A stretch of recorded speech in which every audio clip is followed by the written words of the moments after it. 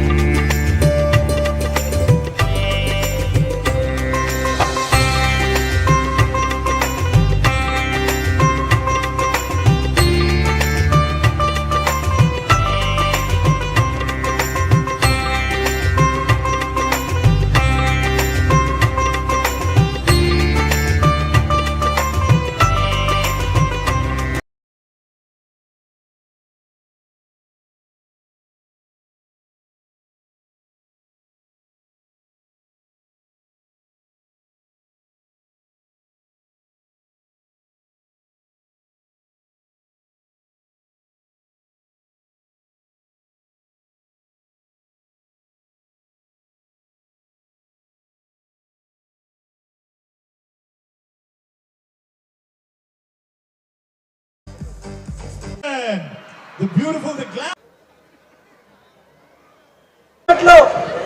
మన తెలుగుదేశం ప్రభుత్వంలో ప్రారంభమైన ఈ ఫ్లెమింగో ఫెస్టివల్ గత ప్రభుత్వం వల్ల నిర్లక్ష్యం వల్ల ఈ ఫ్లెమింగో ఫెస్టివల్ అసలు జరపలేదు. ఈ విషయాన్ని నేను మన ముఖ్యమంత్రి ప్రియతమ నాయకుడు శ్రీ నారా చంద్రబాబు నాయుడు గారు దృష్టికి తీసుకెళ్తే ఆయన ఈసారి 2025లో ఫ్లెమింగో ఫెస్టివల్ చాలా గ్రాండ్గా చేయాలని ఆదేశాలు జారీ చేయడం జరిగింది.